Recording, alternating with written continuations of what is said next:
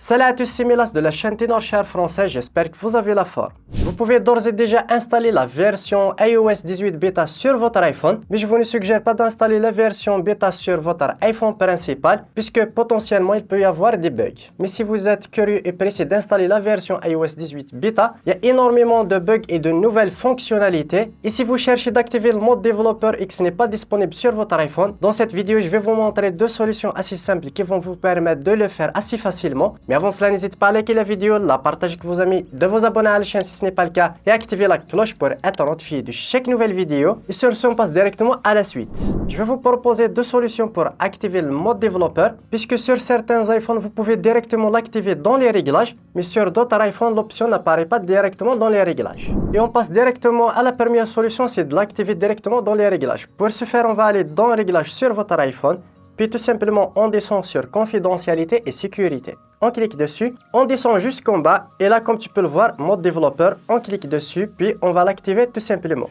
Il va nous demander de redémarrer notre iPhone, on clique sur redémarrer. Vous attendez le redémarrage de votre iPhone. Là vous allez recevoir une notification d'activer le mode développeur. On va cliquer tout simplement sur activer. Vous mettez votre code d'accès. Je vais le mettre tout simplement. Et là, comme tu peux le voir, je vais aller directement dans Réglages, dans Confidentialité Sécurité. On descend et comme tu peux le voir, le mode développeur est bien activé sur mon iPhone. La deuxième méthode, c'est d'utiliser un outil professionnel qui va vous permettre d'activer cette option, même si elle n'est pas disponible sur votre iPhone. Par exemple, comme celui-là, dans Réglages. Par exemple, comme le cas de cet iPhone 11, on descend dans directement sécurité, on descend jusqu'en bas et l'option mode développeur n'apparaît pas directement dans les réglages. Pour ce faire, on va utiliser l'outil de Tenorshare et Carrefour. C'est un logiciel de gestion de données de votre iPhone, que ce soit pour faire une sauvegarde, une restauration, faire le transfert vers iTunes, etc.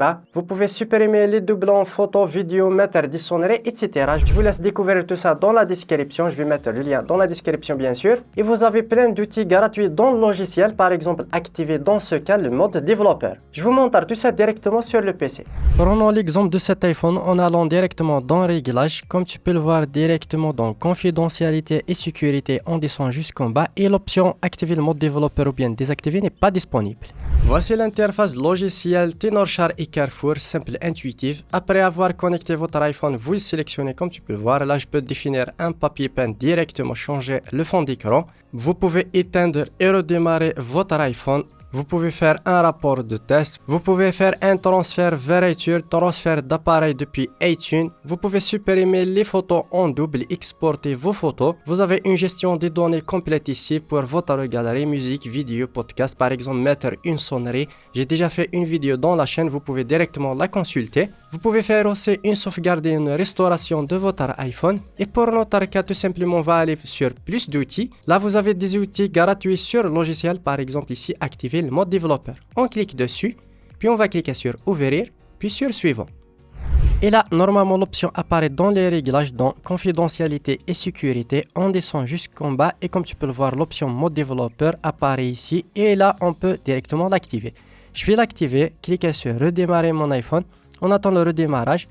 Après le redémarrage, comme tu peux le voir, on aura cette notification d'activer le mode développeur. On clique tout simplement sur activer. On va mettre notre code d'accès.